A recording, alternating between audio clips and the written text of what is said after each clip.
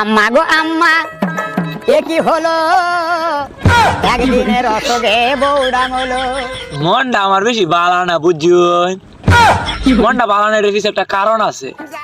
এই যে আমরা কুরবানি ঈদ গেছে না, কুরবানি যে গুস্তু মুস্তুর ব্যাপার স্যাপারটা, তো এই মনো বন্ডক সন্ডক দেওয়ান লাগে বুঝুন। তাহলে একটা কাহিনী করলাম না যে আমরা নানার গুস্তের বন্ডকটা আমি বেচেলছি বুঝুন। আর আমরা নানা এই ব্যাংকে বাইতাইছে, ঈদের 3 দিন পরে বাইতাইছে। আমরা আম্মারে কইতাছে না নাই কিরে সেরি এই ব্যাংকে তো আমরা কুরবানি দিছি না, তোরা কুরবানি দিছস, তে আমার লাগে একটু গুস্তু ফাড়াই তারলি না।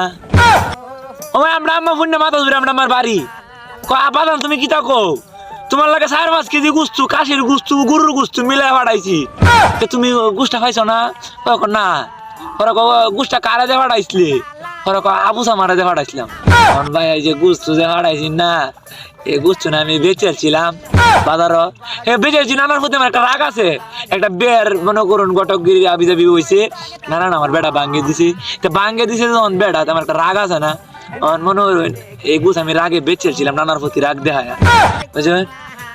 অঙ্ক এটা লই একটা ঝামেলা লাগছে, অঙ্ক আম্মা শুনছে, আম্মার আমার বাদ জায়গা দেয় না, আমি গুছ বেচেছি যে, আর আমি একটু টেনশনে আছি ভাই। আমি কালো বই রয়েছি বুঝলেন, কাল ভরে বই রয়েছি, আমি ওকে বাজে তৈরি না, আম্মা মারে একটু বড় খালি মেঘা, একটু বড় মেঘো ভিজি আর শৈল ফুহা, আম্মা ওকে মারে খালি। আম্মাকে আমার বাপের গুছ দেওয়া পাঠাইছিলাম শখ করে, বাপের গুছটা নিয়ে তুই বেচেছিস ভাই, আমার একটু টেনশনও আছি।